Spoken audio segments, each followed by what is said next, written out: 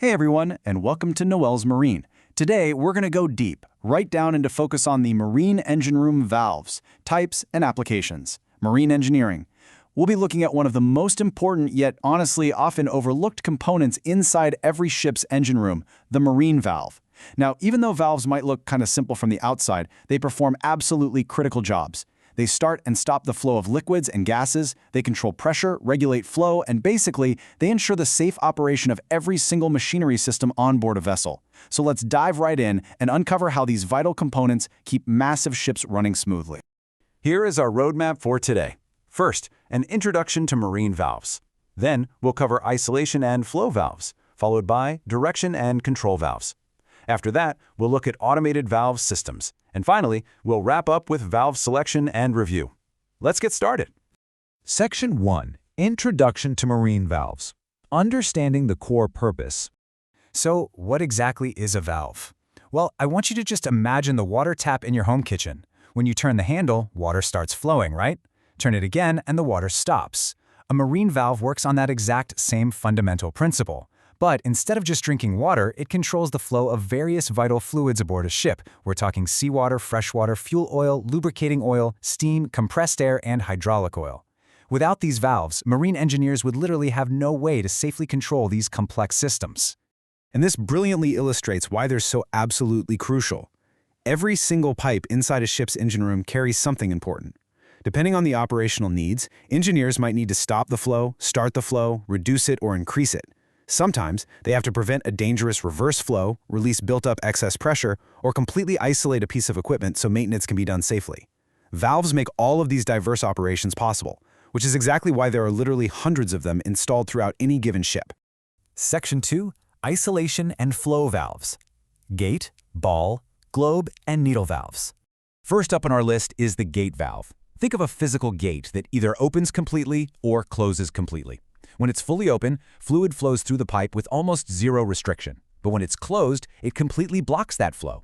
Because of this specific design, gate valves are mainly used as isolation valves. You're going to commonly find them in seawater systems, freshwater pipelines, ballast systems, and fire main systems. So the key takeaway here, gate valves are not designed for flow control or regulating pressure. They should be operated either fully open or fully closed.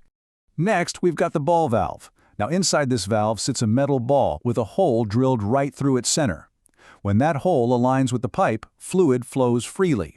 But if you just rotate the handle 90 degrees, the solid side of the ball swings right into place and blocks the flow completely. This quarter-turn mechanism makes ball valves extremely fast and super easy to operate. Because of that speed and reliability, they're heavily used in fuel systems, hydraulic systems, compressed air lines, and a ton of auxiliary pipelines.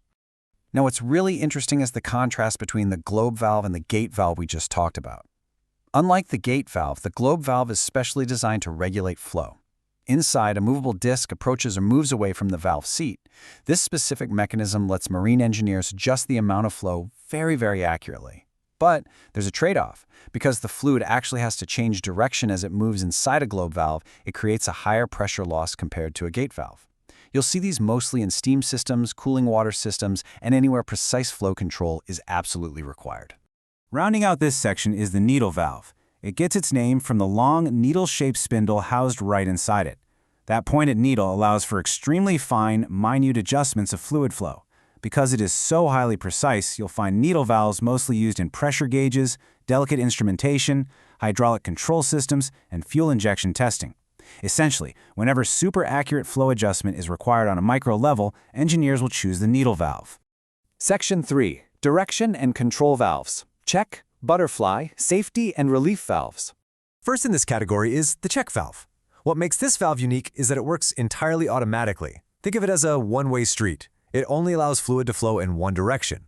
If the flow attempts to reverse, bam, the valve snaps closed automatically. Nobody needs to operate it manually. This is a vital protective measure, because check valves protect really expensive pumps, compressors, pipelines, and machinery from the sheer destructive force of reverse flow damage. You'll almost always find them installed right at pump discharge lines. Next is the butterfly valve.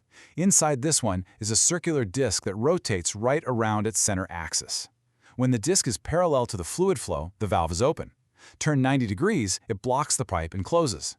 Now, butterfly valves have some massive advantages. They're lightweight, compact, pretty inexpensive, and highly suitable for very large diameter pipelines.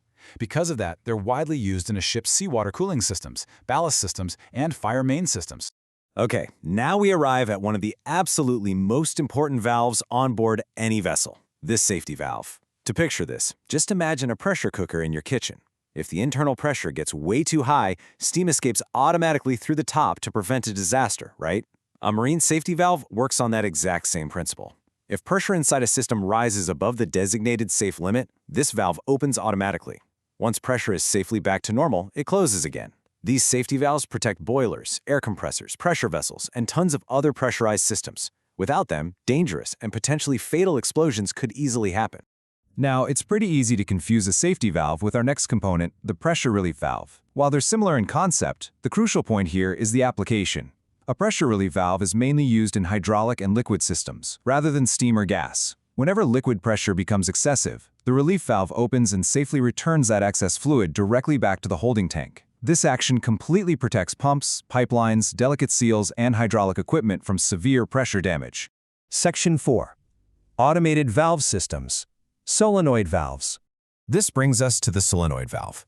Modern ships rely heavily on automation, and instead of being operated by hand, solenoid valves are controlled electrically.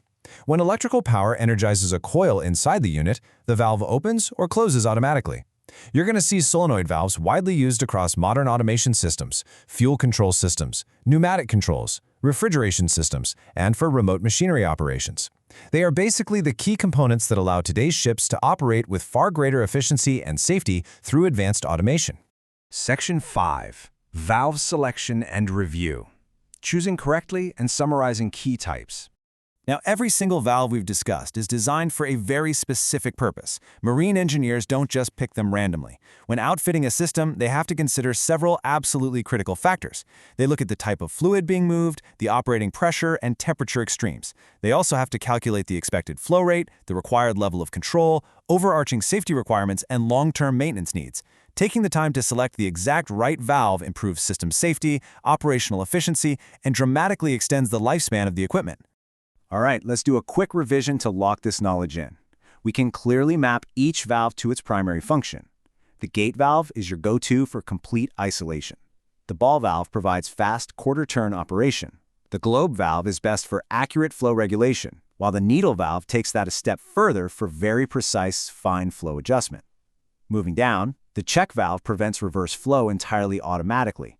The butterfly valve is your ideal, compact choice for massive pipelines. The safety valve protects gas and steam systems against explosive excessive pressure, while the pressure relief valve does the same protective job for liquid hydraulic systems. And finally, the solenoid valve brings it all into the modern era as an electrically operated automatic valve. To wrap up, marine valves may appear to be small, simple components from the outside, but as we've seen today, they are absolutely essential for the safe and efficient operation of every single ship on the ocean.